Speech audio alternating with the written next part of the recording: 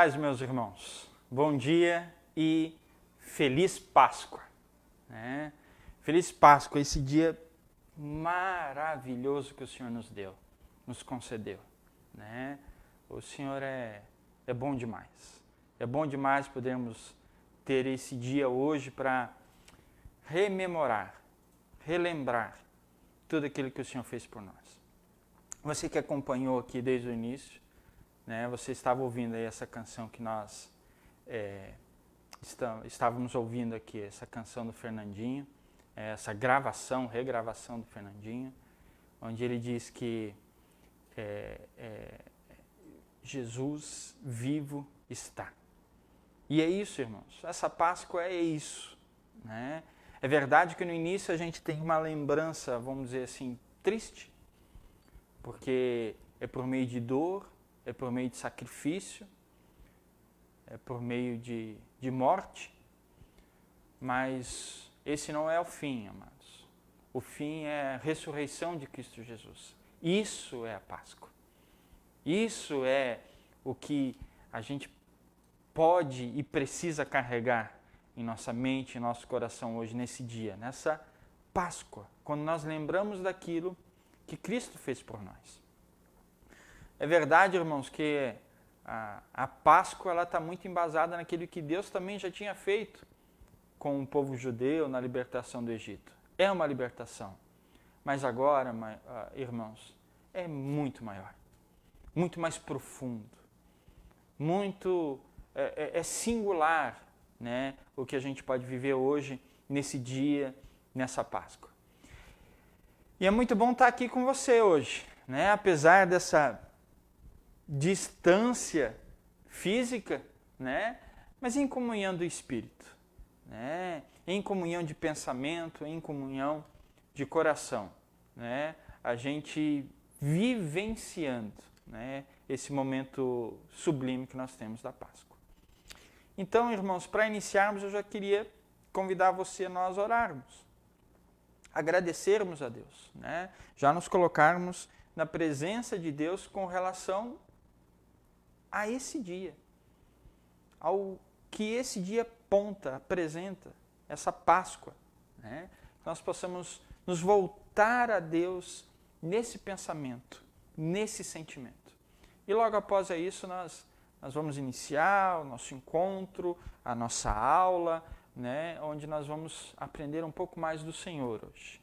Mas isso agora eu te convido a onde você está, talvez pela facilidade que tem a internet e tal, talvez você está vendo agora ao vivo, talvez você vai ver depois isso gravado, e pela facilidade, de repente, você pode colocar o celular para ir tocando enquanto você está fazendo alguma coisa, e você vai ouvindo a mensagem, ou meio que distraído, mas eu queria te convidar nesse instante parar o que você estiver fazendo, porque a gente vai falar com o Senhor.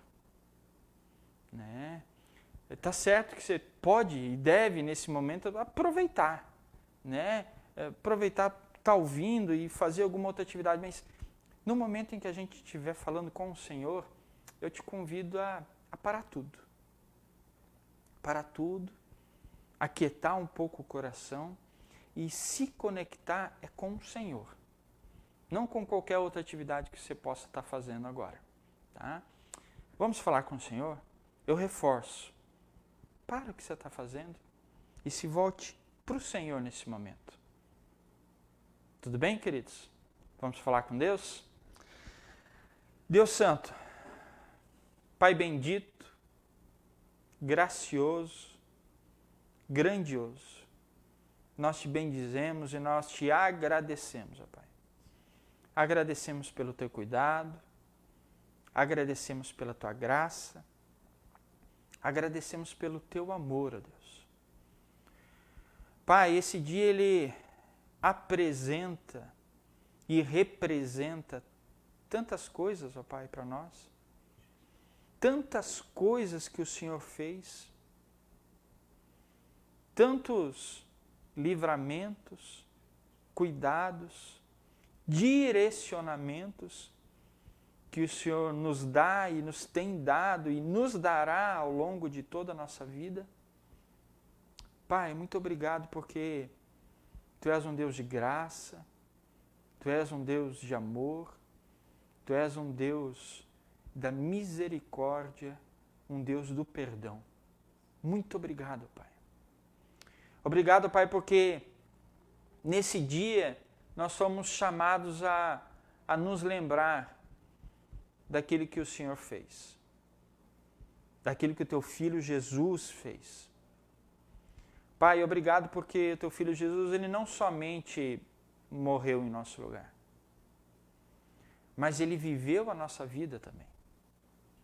Ele se fez carne, se encarnou, habitou entre os homens. Deus se humilhou ao ponto de se fazer criatura, se sujeitou a as ordens, as ordenanças desse mundo, dessa criatura. Mas cumpriu, Pai, tudo aquilo que era o Teu desígnio para a vida dele. Ele foi fiel, foi obediente, obediente até a morte e morte de cruz. Obrigado, Pai, porque o Teu Filho Jesus morreu a nossa morte. E agora, por causa da morte dele, nós fomos perdoados diante de Ti. Muito obrigado, Pai. E obrigado ainda mais, ó Deus, porque a história não termina aí. Na sexta-feira ele foi morto, mas no domingo ele ressuscitou. Muito obrigado, Pai. Obrigado porque ele morreu a nossa morte. Mas agora, ó Pai, nós temos a promessa de viver a vida dele, ó Pai. A vida apresentada naquela ressurreição, essa promessa está sobre nós. Muito obrigado, Pai. Muito obrigado porque essa é a Páscoa. O perdão dos nossos pecados, a reconciliação contigo mesmo e a expectativa de vivermos a eternidade ao Teu lado. Muito obrigado, Pai. Pai, cuida de nós nesse dia, em todos os dias, mas cuida de nós. Cuida da nossa família, cuida de tudo aquilo que concerne a nossa vida. Nós nos sujeitamos a Ti, ó Deus, mas clamamos a Ti, ó Deus. Tem misericórdia de nós. Cuida das nossas aflições, cuida dos nossos medos, cuida das nossas preocupações. Cuida da nossa alma, Pai. Cuida de nós, ó Pai. Pai Santo, obrigado. Mais uma vez, obrigado. Obrigado porque o Senhor é que providenciou um meio para que nós nos salvássemos, para que nós tenhamos salvação. Obrigado porque é o Senhor que operou. Obrigado porque se dependesse de nós mesmos, nós não conseguiríamos, mas o Senhor fez. Muito obrigado, Pai. E obrigado porque nesse dia, ó Pai, nós podemos celebrar a vitória final que temos e teremos em Cristo Jesus, ó Deus. A vitória sobre a morte. Porque é disso que a Páscoa fala também. Fala da vitória sobre a morte. Obrigado, Deus. E Pai, nos conduza nesse dia em tudo que fizermos. Enquanto nós tivermos esse encontro, enquanto nós vermos essa matéria, esse estudo, as programações nossas desse dia, almoços de família, encontros, telefonemas de família, nos ajude, ó Pai, a fazermos a Tua vontade em cada momento desse dia e não só desse dia, da nossa vida. Ajuda-nos, ó Deus. É o que nós pedimos a Ti, já agradecidos, porque mesmo que o Senhor não fizer mais nada por nós, o Senhor já fez tudo aquilo que realmente importa. O Senhor nos deu a salvação. Muito obrigado, Pai. É no nome santo, poderoso, daquele que vive, daquele que está vivo e vive para sempre e reina para todo sempre. É no nome de Cristo Jesus que nós oramos. Amém, Deus. Amém, queridos. Isso É a Páscoa, amados. Irmãos, então nós estamos iniciando hoje aqui, os irmãos que estão acompanhando a Escola Bíblica Dominical lá na igreja, né, lá nos nossos encontros, nas nossas reuniões lá na igreja, antes dessa quarentena e tal, já estavam ligados, né, vamos dizer assim, já estavam ligados do que a gente ia ter. A gente ia ter encontros, né, onde nós iríamos falar sobre elementos distintivos da fé reformada, né, da fé cristã, né, aquilo que a gente tem de mais próprio, vamos dizer assim, né, das interpretações bíblicas, das doutrinas bíblicas da igreja.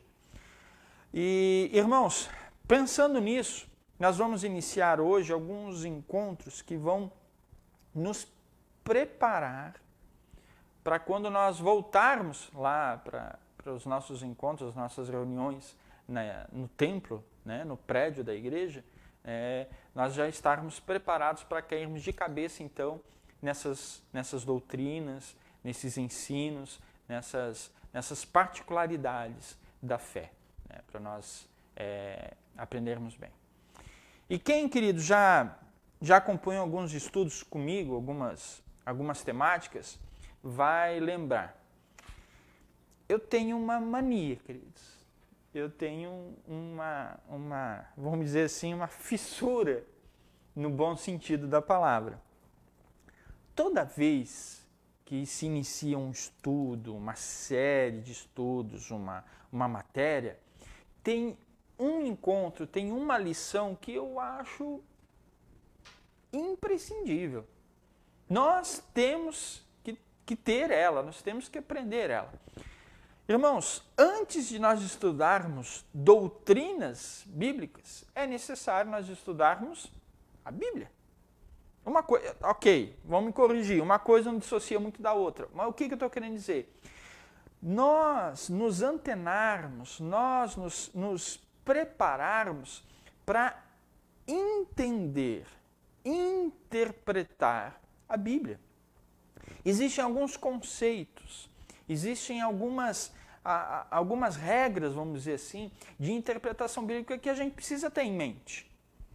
Que nós precisamos nos atentar para quando a gente vai estudar a Bíblia. Porque se a gente não tem isso em mente, a gente pode acabar incorrendo em algumas interpretações erradas. E é sobre isso, então, queridos, que nós vamos trabalhar hoje. Tá? Quem também já me acompanha sabe que há um exercício de interpretação do que eu escrevo no quadro também, do que eu escrevo na lousa. Então eu te convido, tá, a fazer esse exercício também. Eu tenho mania de escrever, mas muitas vezes o que eu escrevo, só eu leio. Então, querido, eu vou me esforçar, mas você também vai acompanhando aí para a gente poder estar isso bem ligado. Amados, então, o nosso encontro hoje, nós queremos falar sobre interpretação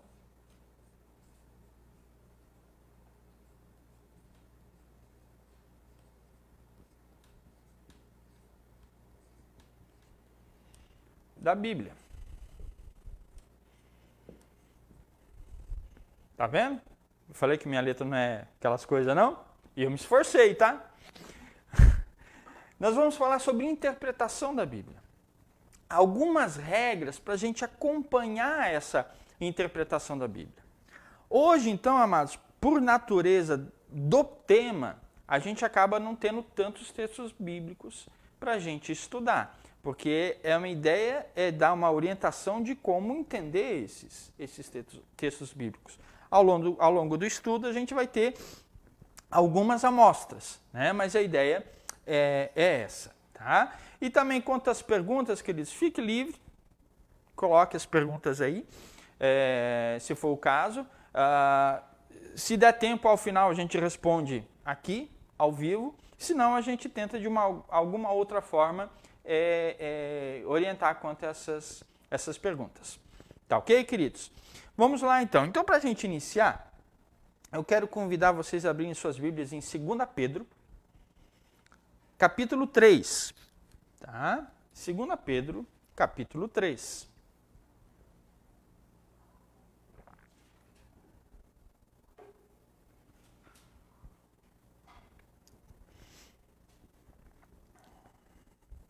Segunda Pedro, capítulo 3, a partir do verso 14, diz assim, ó: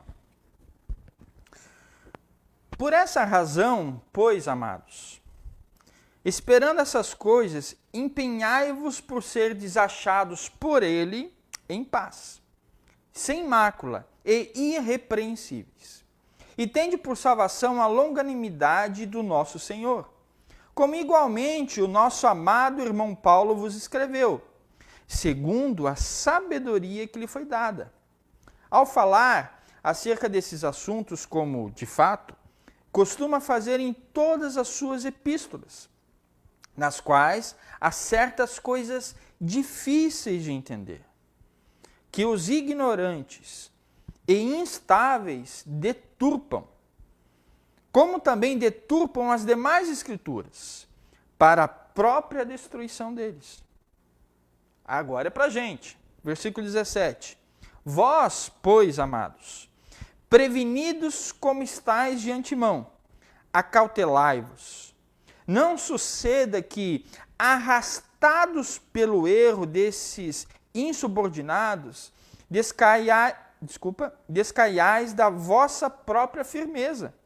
Antes, crescei na graça e no conhecimento do nosso Senhor e Salvador Jesus Cristo. A Ele seja a glória, tanto agora como no dia eterno. Irmãos, por que é importante estudar sobre como estudar a Bíblia? Para a gente não ser arrastado, como diz esse texto aqui. A gente não ser arrastado pelo erro. E aqui já caberia um monte de interações e explicações, que eu acredito que não é o caso aqui hoje. Né? De quem são esses subordinados, né? Esses que caem, né? Que caíram da firmeza dele e que acabam nos levando ou nos fazendo correr perigo de cair da firmeza. O texto fala de coisas difíceis de entender.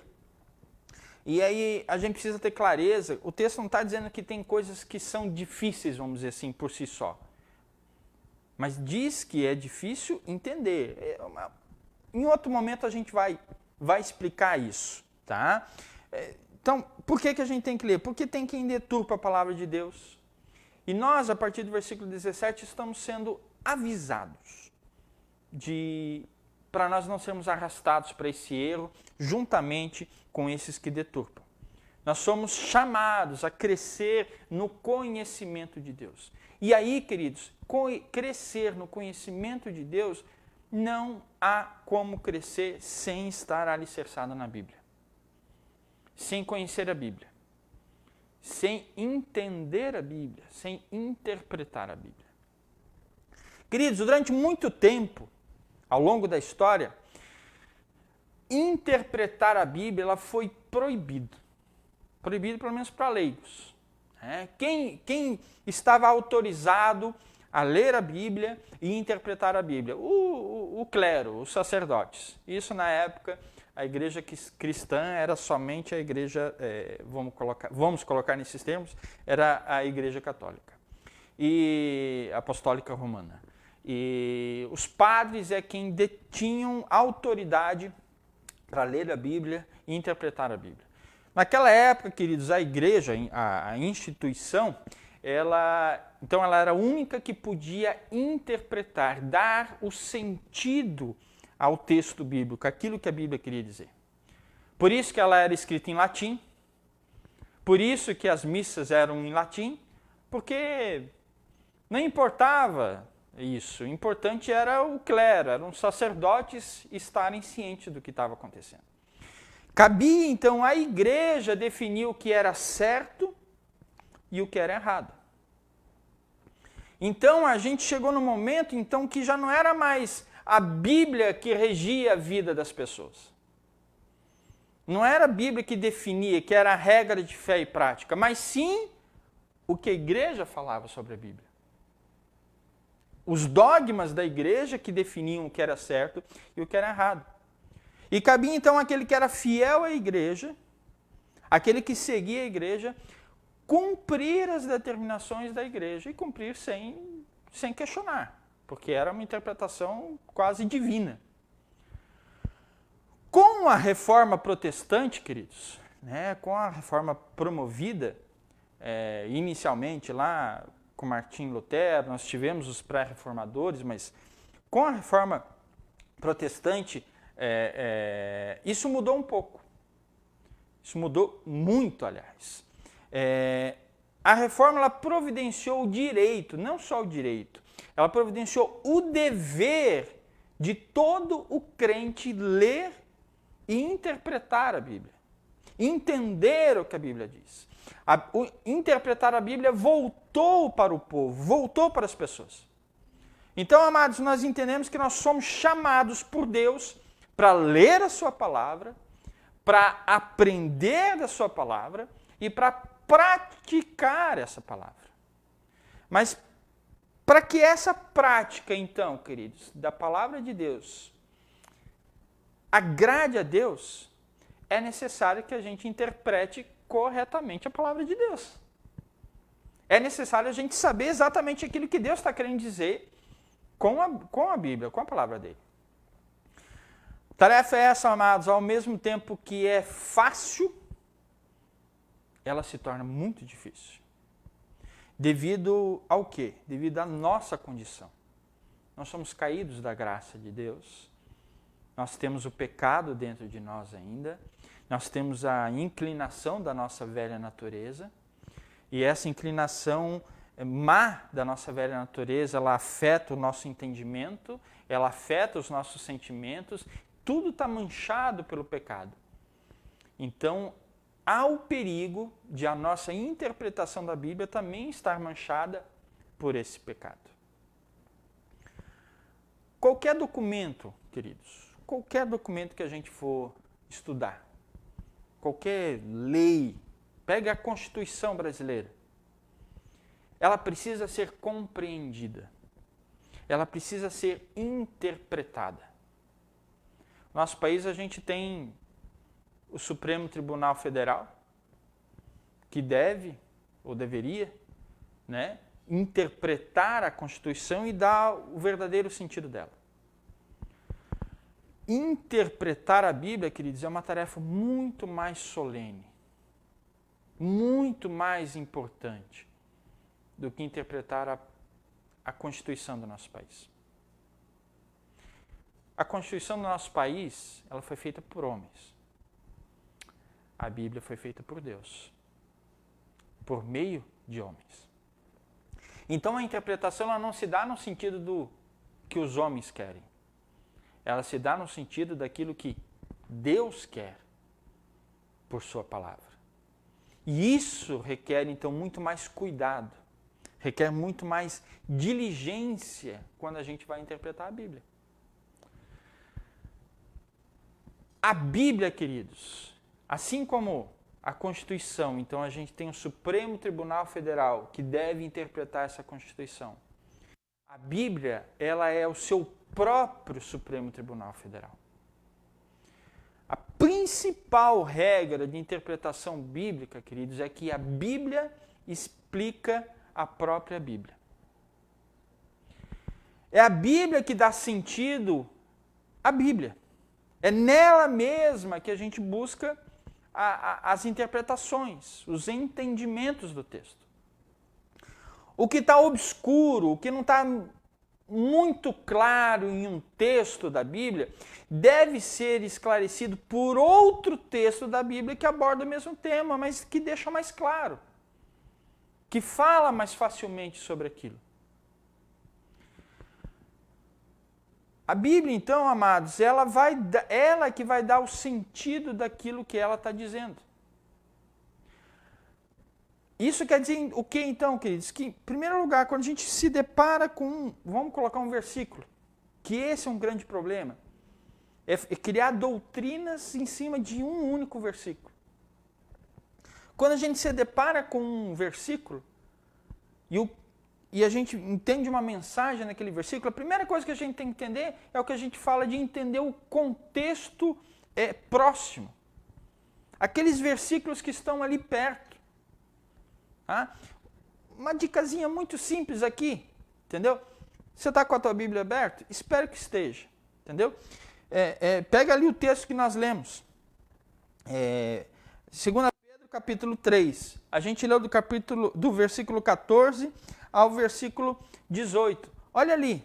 Provavelmente, tem várias formas de se escrever, mas provavelmente a tua Bíblia ali, ou ela está do versículo 14, ela inicia um novo parágrafo, e aí termina lá no versículo 18.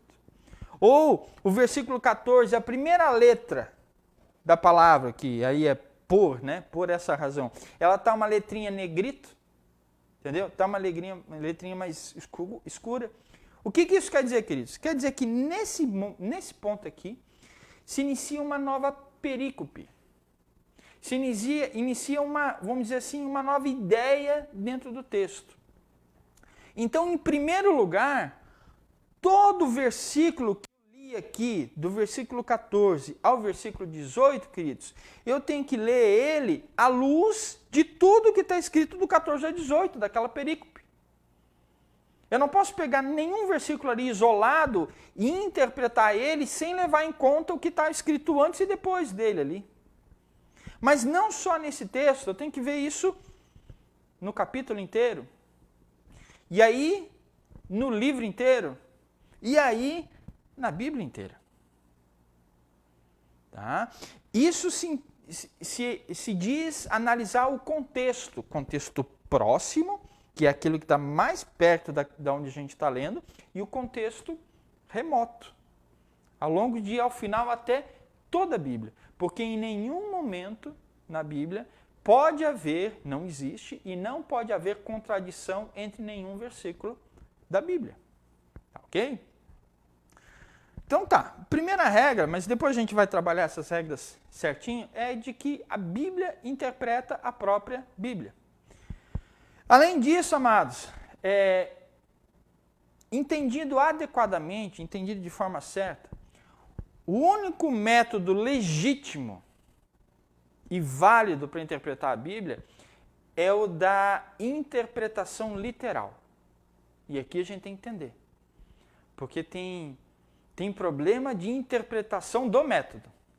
Tá? O que é interpretação literal do texto? É entender exatamente o que o texto está dizendo? Não é bem isso.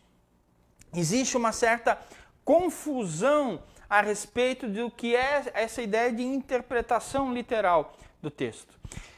Interpretação literal do texto, amados, é assim como está escrito. Tá? O que isso quer dizer? Quer dizer que você deve interpretar um substantivo como um substantivo. Um verbo como um verbo. E assim por diante. Isso quer dizer que todas as formas de texto utilizado na redação da Bíblia, do jeito que ela é escrita, a gente deve interpretar de acordo com as regras daquele tipo de texto. O que eu quero dizer com isso, queridos? Isso não quer dizer, essa interpretação literal, ela não quer dizer que, por exemplo, quando você lê lá que um dia, 1000 dias para Deus é como se fosse um, não quer dizer que ele está dando uma regra matemática. Entendeu? Então se Jesus veio 2000 anos atrás, então para Deus, desde que Jesus encarnou, passaram-se 2 dias, porque para Deus fiz a conta errada, tá? É anos, né? 2 anos, né? É anos. Então não é isso. Não é essa a ideia. A ideia não é tão exata. Interpretar literal não é interpretar assim. Interpretar literal quer dizer o seguinte: se o texto bíblico é uma poesia, você tem que interpretar aquilo como uma poesia. Se o texto bíblico é um relato histórico, ele está contando uma história, você tem que interpretar aquilo como um relato histórico. Se é uma parábola, você tem que entender que aquilo lá é uma parábola, então você tem que aplicar regras de parábola. E assim por diante. Se é um texto de claramente de ensino doutrinário, você tem que entender, é ensino doutrinário. Isso é interpretar literalmente. É entender que tipo de texto que está sendo escrito e aí interpretar de acordo com aquilo. Né? Por exemplo, a gente vê muito disso lá em Apocalipse, por exemplo.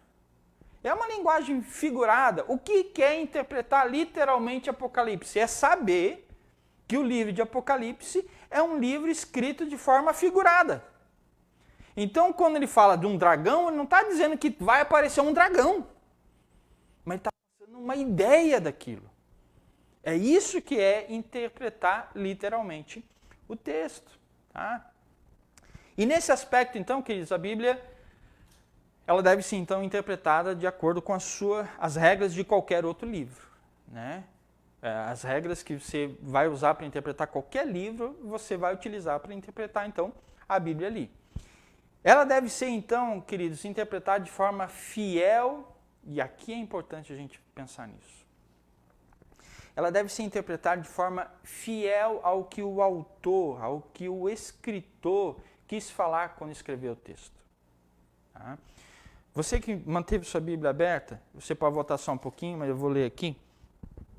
2 Pedro, capítulo 1, versículo 16 a 21, diz assim: Porque não vos demos a conhecer o poder e a vinda do nosso Senhor Jesus Cristo segundo fábulas engenhosamente inventadas. Mas nós mesmos fomos testemunhas oculares da sua majestade. Pois ele recebeu da parte de Deus Pai honra e glória, quando pela glória excelsa lhe foi enviada a seguinte voz: Este é o meu Filho amado, em quem me comprazo. Ora, essa voz vinda do céu, nós a ouvimos quando estávamos com ele no Monte Santo. Temos assim tanto mais confirmada a palavra profética, e fazeis bem em atendê-la, como a uma candeia que brilha em lugar tenebroso, até que o dia clareie e a estrela da alva nasça em vosso coração. Versículo 20. Sabendo primeiramente isso, que nenhuma profecia da Escritura provém de particular elucidação. Porque nunca jamais qualquer profecia foi dada por vontade humana. Entretanto, homens santos falaram da parte de Deus, movidos pelo Espírito Santo de Deus. O que eu estou querendo dizer aqui, amados? Nós devemos interpretar a Bíblia, mas nós não devemos interpretar ela com os nossos próprios desejos, com os nossos próprios conceitos, com as nossas próprias vontades. Devemos, queridos, buscar entender o que de fato ela nos diz e nos guardar, aliás, de forçar os nossos próprios pontos de vista sobre a Bíblia. E isso a gente faz muitas vezes. A gente tem uma ideia e quer forçar a Bíblia para ela dar respaldo para a nossa ideia. Ler ela, queridos, de mente limpa, sem conceitos, sem pré-conceitos, para a gente não forçar a interpretação da Bíblia. Eu gosto de dar esse exemplo, ele já é um pouco antigo, mas eu acho um exemplo fabuloso. O texto que fala que tudo posso naquele que me fortalece. Está na Bíblia. Eu não vou citar mais o nome agora, porque está na internet. Mas uma dançarina antiga aí, que chegou a fazer filme pornográfico, ela se dizia em determinado programa, acho que foi no Jô Soares, em determinado programa, questionada ela, porque ela se dizia cristã, questionada ela como que era esse negócio de ser cristã e fazer filme pornográfico. Ela tirou da cartola isso. Disse, não, eu não quero debater esse assunto, mas a única coisa que eu posso dizer é que tudo posso naquele que me fortalece. Isso, queridos, o que é? É querer procurar na Bíblia desculpa para a nossa atitude. É forçar a Bíblia, é você ir para a Bíblia. Eu preciso achar algum texto que me dê base para isso, porque eu acredito nisso. Então eu preciso achar algum texto que me dê base para isso. Queridos, eu não lembro quem, mas alguém cunhou uma frase famosa que diz que a Bíblia é a mãe de todas as heresias. Você pode encontrar nela respaldo para muita, muita heresia. A gente tem que tomar cuidado, queridos, porque os maiores hereges, os maiores mentirosos, eles têm suas doutrinas embasadas em textos bíblicos. Pega um texto aqui, um texto ali, um texto lá, isolado, deturpa a interpretação dele e diz, a Bíblia diz o que eu acredito. Não precisa ir longe, queridos. Lembra o próprio Satanás, queridos? Ele usou as Escrituras de maneira ilegítima, uma interpretação errada, deturpada para tentar Jesus. Você pode conferir isso lá em Mateus, capítulo 4, vai do versículo 1 ao 11. Satanás tentando Jesus com a Bíblia. Amados, a mensagem básica da Bíblia é simples. Simples e clara. E ela é clara o suficiente até que uma criança possa entender a mensagem dela. Mesmo assim, essa mensagem ela simples, ela é alimento sólido para nós. E então ela requer estudo, atenção cuidadosa para a gente entender adequadamente a Bíblia. Algumas questões da Bíblia, queridos, são complexas, é verdade, são profundas, e ela mantém, então, os maiores estudiosos do mundo constantemente envolvidos no esforço de entender ela perfeitamente. Outras, queridos, por sua vez, a gente simplesmente não consegue entender, a gente não sabe como é que é. Exatamente, por exemplo, esbarra num limite nosso, vamos falar Trindade, não há dúvida da Trindade, existe a Trindade, 3 que é 1 que é 3, mas a gente só consegue entender isso até um ponto. Dali para frente a gente tem que simplesmente aceitar, porque a nossa mente, o problema não está na Bíblia, o problema está em nós. A nossa mente não consegue comportar aquele tipo de conhecimento, aquele tipo de informação. Mas, queridos, o importante para a gente pensar nisso é o seguinte, existem essas passagens difíceis, né, como lá no primeiro texto de 2 Pedro que nós lemos fala, mas, queridos, tudo, absolutamente tudo, tenha isso muito claro, tudo que é necessário para a nossa salvação, tudo que é necessário para que a gente possa viver de acordo com a vontade de Deus, a interpretação é clara na Bíblia. Não há dificuldade para isso. Existem pontos, se é que eu posso usar esse termo, existem pontos secundários, mas aquilo que é base, aquilo que é necessário, aquilo que é principal para desenvolver a nossa salvação, desenvolver a nossa santidade, e fazer com que a gente viva de acordo com a vontade de Deus, isso está claro na Bíblia. Não demanda muita interpretação, está claro. É preciso ter isso muito claro na nossa mente. E aí, queridos, essa interpretação da Bíblia, a gente cai num outro ponto que é importante a gente entender. A gente falou da interpretação da Bíblia, né? A interpretação da Bíblia. Tem um problema, e eu até deixei um espaço aqui para escrever. Um problema não, uma coisa boa e que pode se tornar um problema, que é uma interpretação pessoal, própria da Bíblia. Dois, amados, grandes legados da Reforma Protestante quanto à Bíblia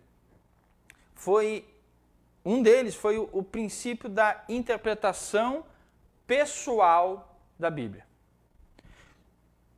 Desses dois grandes legados, o primeiro é a tradução da Bíblia na língua do povo, na língua que a gente lê, não mais em latim, mas na nossa língua, ela em português, ela em inglês, ela em francês, em alemão, em qualquer outra língua. É a língua, é a Bíblia na língua que a gente entende. Lutero, amados, quando se apresentou diante da dieta de Worms, um concílio na qual ele foi acusado de heresia por causa dos seus ensinamentos, ele declarou muito claramente isso. Ele falou assim: a menos que eu seja convencido pela Escritura, minha consciência continuará cativa à palavra de Deus. Não aceito a autoridade de papas e concílios, porque se tem contradito, eles têm contradições entre eles. Não posso, nem quero retratar-me, ele dizendo lá, porque ir contra a consciência não é certo nem seguro, que Deus me ajude. E aqui que entra então essa interpretação pessoal da Bíblia. A Reforma ela nos deu a Bíblia na nossa língua. Ao mesmo tempo ela nos disse assim: interpreta a Bíblia, estuda a Bíblia. A declaração de Lutero ali, queridos, e a subsequente tradução da Bíblia tiveram esses dois efeitos. Primeiro, tirou da igreja central, da igreja apostólica católica romana, o direito exclusivo de interpretação. Não era mais só ela que interpreta. O povo não ficaria então mais à mercê de doutrinas da igreja que outras pessoas determinam. O povo não fica mais à mercê de ter que aceitar as tradições e o ensino eclesiástico, então. Tá? E imaginar que isso tem a mesma autoridade que a Bíblia. E segundo lugar, principal, ela colocou a interpretação e a verificação, a aferição das doutrinas nas mãos do povo. Todas as pessoas podem conferir aquilo que está sendo ensinado na igreja. E essa segunda, então, queridos, ela tem sido ela é importante, mas ela tem sido bastante problemática para a igreja também. Acabaram ocorrendo, amados, com isso alguns excessos, alguns desvios, algumas interpretações subjetivas do texto da Bíblia. Porque se confundiu, amados, a interpretação pessoal da Bíblia, você interpretar pessoalmente, você poder interpretar a Bíblia, se confundiu com uma interpretação particular da Bíblia. Ou uma interpretação própria da Bíblia. Algumas pessoas, irmãos, confundiram. Acharam que ter esse poder, vamos dizer assim, essa responsabilidade de interpretar pessoalmente a Bíblia, abriu margem para você poder interpretar particularmente. Eu interpreto do jeito que eu quero. Uma interpretação própria. Não, eu entendo isso nesse texto. Isso abriu uma brecha, isso abriu um problema. Porque entrou um subjetivismo na interpretação da Bíblia. E o subjetivismo, ele tem sido um grande perigo para a igreja. Um grande perigo dessa interpretação pessoal da Bíblia. Esse princípio, amados, e aí eu vou me repetir porque é importante, esse princípio não significa que que o povo de Deus, então, tem o direito de interpretar a Bíblia da maneira como bem entender. Não é isso que a interpretação pessoal, não é isso que a interpretação pessoal da Bíblia diz. Ela não diz que então eu posso interpretar a Bíblia do jeito que eu achar melhor. Não é isso. A interpretação pessoal da Bíblia diz que eu agora, juntamente com o direito, eu posso interpretar a Bíblia, eu tenho o dever de interpretar corretamente a Bíblia. Os crentes agora, amados, têm a liberdade de descobrir por si só as verdades da Bíblia. Mas eles não são livres para fabricar as suas verdades da Bíblia. Há uma diferença. Há um distanciamento entre essas coisas. Amados, nós somos chamados então para entender o sólido princípio da interpretação. Mas tirar, queridos, o subjetivismo, aquilo que eu acho. Não existe subjetivismo na interpretação de um texto bíblico. Portanto, queridos, quando buscar um entendimento objetivo, claro, das Escrituras, de maneira nenhuma reduz a Bíblia a algo frio. De forma abstrata, sem vida, não, muito pelo contrário. O que a gente faz quando vai fazer essa interpretação objetiva da Bíblia, tirando esse subjetivismo, aquilo que eu sinto, aquilo que eu penso, aquilo que eu acho, é buscar entender, queridos, o que a Bíblia diz no seu contexto, como a gente falou antes. Aquilo que a Bíblia diz no seu contexto, antes da gente prosseguir na tarefa de igualmente aplicar ela na nossa vida. Entender o que ela diz de fato. O direito, queridos, de interpretar a Bíblia leva consigo uma obrigação de interpretar ela exatamente, fielmente. A Bíblia, queridos, ela não é um boneco de cera que pode ser moldado e assumir a forma desejada por quem lê, por quem está interpretando ela. Pensa nisso, queridos. Cada texto da Bíblia, ele pode ter várias aplicações na nossa vida. Mas ele só tem um único sentido, um único significado. Se eu pego um texto da Bíblia e interpreto ele num sentido, e uma outra pessoa interpreta aquele mesmo texto num outro sentido, das duas uma. Ou um dos dois está errado, ou os dois estão errados. Porque um texto ele só tem um sentido. Ele tem várias aplicações, mas ele só tem um sentido, ele só tem um significado, ele não tem dois. Não tem como. Nisso, então, queridos, eu quero passar para vocês algumas abordagens, algumas formas que a gente chega na Bíblia para interpretar erradas e que podem nos levar a um entendimento errado da Bíblia.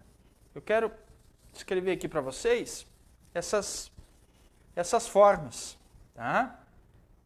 Muitas vezes, amados, a gente se vê indo para a Bíblia, né, procurando na Bíblia e tentando achar na Bíblia ela como uma interpretação que eu chamo de interpretação mina de ouro. A gente vai achando que, da mesma forma que a gente vai quando acha que está entrando numa mina de ouro, que a Bíblia então é uma coisa cavernosa, que a gente não sabe exatamente onde estão as coisas, sombria, um pouco obscura, onde de vez em quando, ocasionalmente, sem muito esperar, a gente tropeça em algum ensino. De vez em quando a gente tropeça em alguma inspiração, entre aspas, alguma inspiração. É uma leitura errada desse jeito, queridos. Por quê? Porque já era uma leitura confusa. Está escrito confusa aqui, tá, querido? Já era uma interpretação confusa. Você fica meio sem saber. Será que eu vou aprender alguma coisa na Bíblia hoje ou não? A outra forma, irmãos, é quando a gente vai para a Bíblia com uma abordagem heróica. O que eu quero dizer com isso, com essa abordagem heróica? A gente fica olhando para os exemplos da Bíblia como se ela fosse um hall da fama moral. Um exemplo para tudo ali. E ela dá um exemplo atrás do outro de gigantes da fé e que então a gente deve imitar integralmente esses gigantes da fé, independente da época que eles viveram. Sabe qual que é o problema da gente ler assim a Bíblia? Dá desespero. Dá desespero. Infelizmente, eu não sou que nem Paulo. Infelizmente, eu não sou que nem Jó. E um monte de outras coisas. E se eu ficar olhando que aquilo é o único e absoluto modelo, como heróis da fé, me dá desespero, porque eu não consigo viver daquilo. Então essa leitura, ela pode gerar um desespero.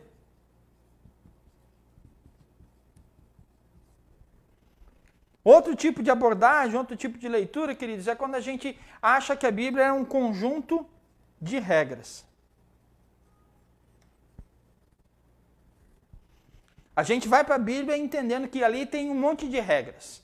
A gente procura então ordens, mandamentos para obedecer para tudo na nossa vida. A fim então ali de sutilmente reforçar um sentimento de que esse é o problema. De superioridade moral pessoal. A Bíblia está falando que eu devo dar o dízimo até do alecrim. Ou então, vamos dizer assim, até da cebolinha verde. Eu dou. Eu devolvo. Entendeu? Qual que é o problema de uma interpretação de Bíblia como um conjunto unicamente de regras?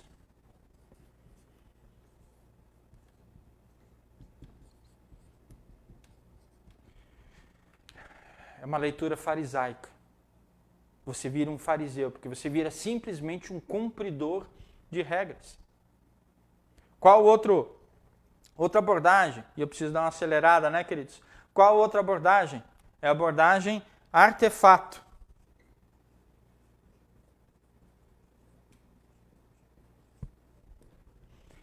Lê a Bíblia, amados, como um documento antigo sobre eventos que aconteceram lá no Oriente Médio, algumas centenas de anos, milhares de anos, e que não tem mais nenhuma relevância com a nossa vida hoje.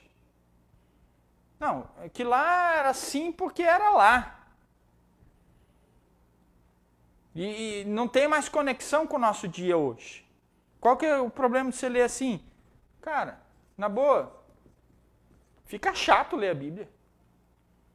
Se ela não tem mais relação com a nossa vida hoje, é chato ler ela. Para que eu vou ler a Bíblia?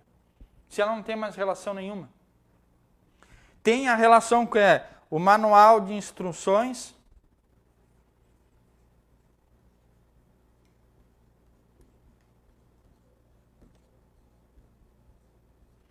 Com o manual de instruções. A gente lê a Bíblia, queridos, como um mapa que me diz tudo exatamente. Me diz onde eu vou trabalhar, me diz com quem eu vou casar, me diz qual shampoo que eu vou usar, qual cabeleireiro que eu vou escolher. Sabe qual que é o problema de você ler a Bíblia assim, achando que ela vai te dar a resposta exata de tudo? Tem aqueles que pegam assim, eu não sei o que fazer, deixa eu ver. Aí folheia a Bíblia e procura um texto para dar uma resposta.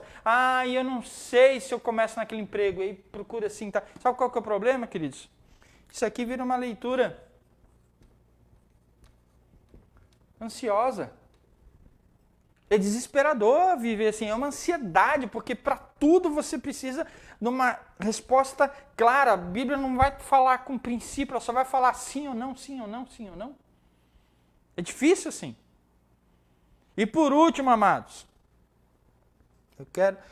o problema quando a gente faz a abordagem da leitura bíblica, da interpretação bíblica, quando a gente acha que ela é uma abordagem doutrinária. Eu espero que vocês estejam conseguindo entender. É uma abordagem doutrinária. A gente lê a Bíblia como um lugar, sabe para quê? Lugar onde a gente vai buscar conhecimento teológico para a gente poder sacar munição no nosso próximo debate teológico que a gente vai ter com não sei com quem. Para falar vou falar com arminiano. Esse texto aqui, eu quero ver eles me falarem. O batismo, aqui, ó. Tá. E aí você vai para a Bíblia simplesmente para buscar reforçar algo que você já crê. Aqui sim. Aí você tem uma leitura fria. Porque você não aprende nada. Você só reforça aquilo que você já acredita. Essas são abordagens, queridos, que dão problema. Essas abordagens, elas Qual o problema dessas abordagens aqui, queridos? Quando você vai ler a Bíblia, a gente não deve dar ênfase a nenhuma delas. A Bíblia, amados, ela possui todos esses tipos de orientação nela. Todas essas formas de se comunicar. Mas não somente uma delas. Vai ter momento em que ela vai falar doutrina. Vai ter momento em que ela vai te dar uma direção, sim ou não. Vai ter momento que você vai achar algo que você não esperava. Você está fazendo a sua leitura cotidiana e, de repente, você acha alguma coisa que você não tinha percebido antes. Você vai encontrar, muitas vezes, regras. É importante a gente entender isso. Regras também, a Bíblia também fala de regras. Ela vai dizer assim, isso pode, isso não pode. Vai ter momento que ela vai falar isso. Vai ter momento que ela vai ter uma abordagem heróica. Ela vai dizer, segue o exemplo de Paulo. Queridos, eu posso até não ser que nem Paulo, mas eu posso olhar para ele e ter exemplo nele. Me espelhar nele. Uma mina de ouro. Tudo, amados. Em algum momento você pode encontrar isso na Bíblia. Mas você não pode procurar na Bíblia só um desses modos. A Bíblia, amados, é o livro que registra a graça de Deus ao longo da história da humanidade. Em todos os momentos, queridos, nós encontramos Deus agindo com graça e misericórdia sobre nós, sobre os seres humanos. Tendo isso em mente, amados, que a Bíblia é um livro que fala da graça. Para a correta interpretação da Bíblia, eu sugiro então, e aí a gente vai fechar, 5 princípios. 5 cuidados que a gente tem que ter quando a gente vai interpretar a Bíblia. E eu quero passar eles para vocês nesse momento. Esses 5 cuidados, amados. Alguns a gente já falou. Primeiro deles, a Bíblia explica a Bíblia.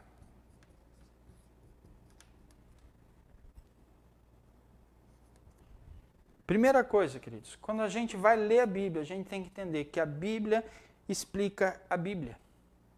Existem, amados, textos que são mais fáceis de interpretar que outros, sim, existem.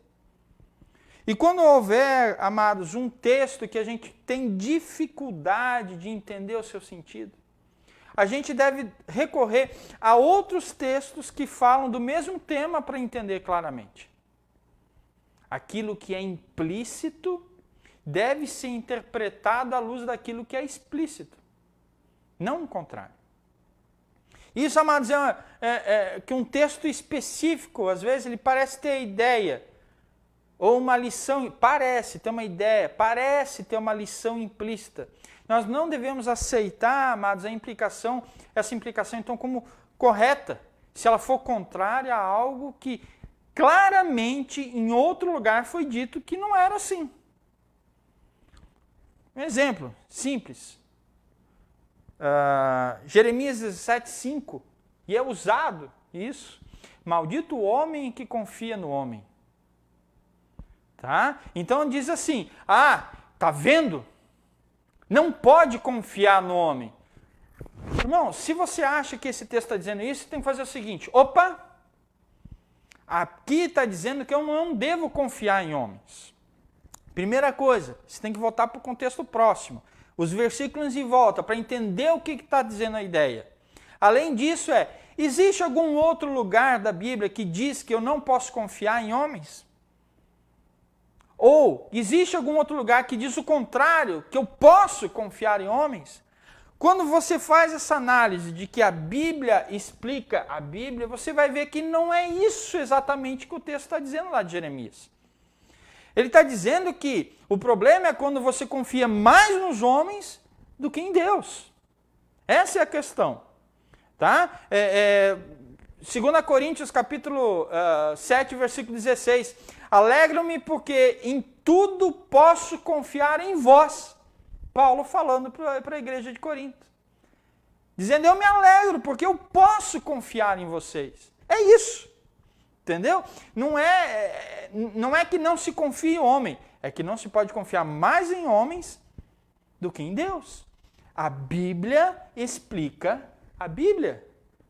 Segundo ponto, a gente também já falou, é a interpretação literal. Isso quer dizer, amados, que nós devemos entender como está escrito. Como a gente já falou lá atrás. Dos 1000 dias, um dia com Deus lá. Né? Como que a gente deve interpretar isso? A gente já trabalhou isso. Nós devemos, amados, interpretar assim como está escrito. É isso que a interpretação literal está querendo dizer. No sentido de que, se é uma poesia, se é uma canção, você tem que entender aquilo como uma poesia, como uma canção. Se é uma narrativa, se está contando uma história, tem que dizer, olha, está contando uma história. Não quer dizer que é assim. Se é uma parábola, ele está dizendo, está contando uma história que vai ter um outro sentido. Que tem um sentido por baixo. E assim por diante. Lembre-se, queridos, a Bíblia, ela não é uniforme. Ela não é escrita do mesmo jeito o tempo todo. Ela não é um livro que começa em Gênesis e vai certinho até Apocalipse. Ela vai e volta na história, entendeu? Ela tem princípios, formas de escrita diferentes. Ela não é uniforme, mas ela é unificada no seu sentido e no seu propósito. Ela não muda, apesar de estar escrito por pessoas diferentes, em tempos diferentes, de jeitos diferentes, ela toda quer dizer a mesma coisa, ela tem um mesmo sentido, ela tem um mesmo propósito, ela não se contradiz.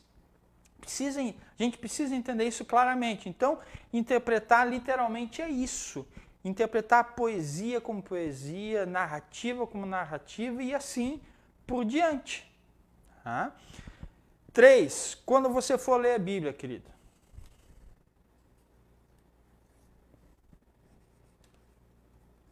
mente limpa. Tenta limpar sua mente daquilo que você já tem, das suas razões, dos seus motivos. A pior coisa, amados, que pode fazer quando a gente vai ler a Bíblia é querer encontrar nela determinada resposta. O problema não é você procurar a resposta na Bíblia, mas o problema é quando você quer que a resposta da Bíblia seja tal. Esse é o problema.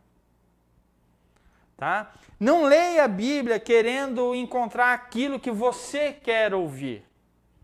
Leia a Bíblia querendo ouvir aquilo que Deus quer falar com você. Vá com a mente limpa, com o coração aberto para ouvir o que o Senhor quer falar por meio dela com você. 4. E esse é um erro, mas quando a gente pega uma narrativa, deve ser interpretada a ótica de um livro, de um texto de ensino. Eu vou botar assim, para ganhar espaço aqui. Narrativa diferente de ensino. Amado, se todas as vezes que a gente pega uma narrativa, quando está se contando uma história ali, onde que Deus está registrando uma história, como sendo um mandamento, a gente vai fazer besteira. Não é porque alguém fez, e Deus escreveu o que alguém fez, que é para eu fazer a mesma coisa. É por isso, amados, que existe tanta baboseira e tanta besteira que tem por aí. É porque pega texto de narrativa e diz que aquele texto está ensinando a fazer isso. É por isso que tem toalhinha, é por isso que tem manto, é por isso que tem mergulhar na água do Rio Jordão, é por isso que tem tantas essas coisas. Porque pega um texto narrativo que está contando uma história e quer dizer que aquela história é um ensino. Não! Tem um princípio por trás. Uma narrativa, ela conta um princípio. O princípio é maior do que a história contada. Na narrativa, amados, Deus conta uma história, não necessariamente ele está dizendo que você tem que fazer a mesma coisa, mas ele está dizendo que você tem que aprender aquele princípio. Por exemplo, para falar de princípio, por exemplo, a história de Abraão. Abraão oferecendo Isaac lá no Monte Moriá. Se você ler o texto lá, Gênesis capítulo 22, você lê do jeito que está escrita a história, você pode pensar assim, que Deus não sabia se Abraão ele era fiel mesmo ou não. Porque o texto fala que estava fazendo uma prova. Mas se você vai, a Bíblia explica a própria Bíblia, você vai ver que não é disso que se trata. Deus é onisciente, ele sabe todas as coisas. A prova não era para com Deus, a prova era para com o próprio Abraão. Era para ele essa prova, não para Deus. Deus já sabia. Então há uma narrativa, quando está contando uma história, não está dizendo ensino. E pior, que se for nisso aí, você vai encontrar gente que vai dizer assim, tá vendo? Assim como Abraão fez, você também tem que levar teu filho para sacrificar. Porque ele diz que a narrativa tem o mesmo peso de um ensino. Não. A narrativa contém um ensino. Ela contém um princípio. Mas não quer dizer que você tem que fazer a mesma narrativa. A mesma coisa que aconteceu naquela narrativa. E por último, amados, é o princípio da lógica. Querido, a Bíblia é lógica. Ela trabalha com lógica. As leis da lógica, elas direcionam a interpretação da Bíblia. Por exemplo, todo mundo sabe a chuva. Quando chove, o que faz? Cai água do céu, cai água da nuvem na terra. Não é? Não o contrário. O que quer dizer você interpretar a Bíblia à luz da lógica? Cara, se a lógica é a Bíblia cai da nuvem para a terra, por que eu vou ler lá de repente na Bíblia? Choveu. Minou a água da terra e subiu para a nuvem. Não tem porquê. Outro exemplo bobo. Vamos imaginar que a Bíblia fala que nasceu um gato. O que um gato normalmente tem? 4 patas, um rabo, uma cabeça. Se a Bíblia só fala, nasceu um gato, por que você vai imaginar que aquele gato tem 2 cabeças? É lógica. Se fosse diferente, ia escrever. Vamos lá. A Bíblia, ela tem toda a autoridade para quebrar qualquer lógica. Ela tem autoridade para isso. Qual que é a lógica? A lógica é eu nascer, morrer e acabou. Ponto final da história. Mas se a Bíblia diz que Jesus nasceu, morreu e ressuscitou, ele quebrou a lógica. Mas se ela diz, eu acredito. Porque ela diz. Ela afirma isso. Agora, se ela não afirmasse, por que eu ia dizer isso? Se ela não estivesse declarando, é isso que a gente quer dizer quando a gente fala de entender pela lógica. A Bíblia, ela vai além da lógica. Ela não está presa à lógica. Mas quando ela quer nos ensinar algo que não é lógico, ela precisa falar. Ela precisa apontar. Ela precisa dizer o que está acontecendo. Então, queridos, passamos 15 minutos, né? Mas eu precisava fechar isso aqui com vocês. Convidar vocês a, quando forem interpretar a Bíblia agora, pensarem nisso. A Bíblia explica a própria Bíblia. Interpretar literalmente. Lembra, aqui tem muita confusão. Quando é um simbolismo, interpretar como simbolismo. Uma história como história. Uma poesia como poesia. Um ensino como ensino. E assim por diante. Ter a mente limpa. Procurar ver aquilo que a Bíblia responde às nossas questões. Não procurar a resposta que a gente quer às nossas questões dentro da Bíblia. Narrativa é diferente de ensino. Não é porque está registrando na Bíblia uma história que eu tenho que fazer exatamente igual ao que está escrito naquela história. A narrativa, ela sempre tem um princípio. É esse que eu tenho que buscar. E por fim, a Bíblia trabalha com lógica. Ela tem toda a liberdade para quebrar a lógica, mas ela, quando não quebra, ela fica dentro da lógica.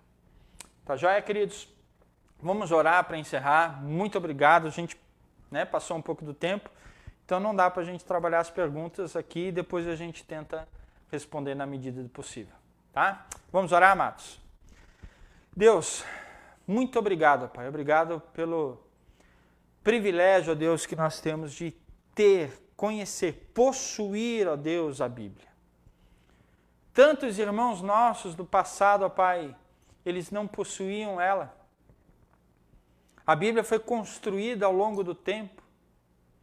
E hoje nós temos o privilégio de encontrarmos ela encadernada, de fácil acesso, de livre acesso para nós. Muito obrigado, Pai, porque isso é graça do Senhor sobre nós. Nos dá, então, ó Pai, o desejo de conhecer mais da palavra do Senhor. E nos dá a responsabilidade, ó Pai, de interpretarmos essa palavra do Senhor do jeito que o Senhor quer que nós interpretemos. Pai, que nós ouçamos a Tua voz ao ler a Bíblia. Não que nós ouçamos os ecos do nosso coração ao ler a Bíblia.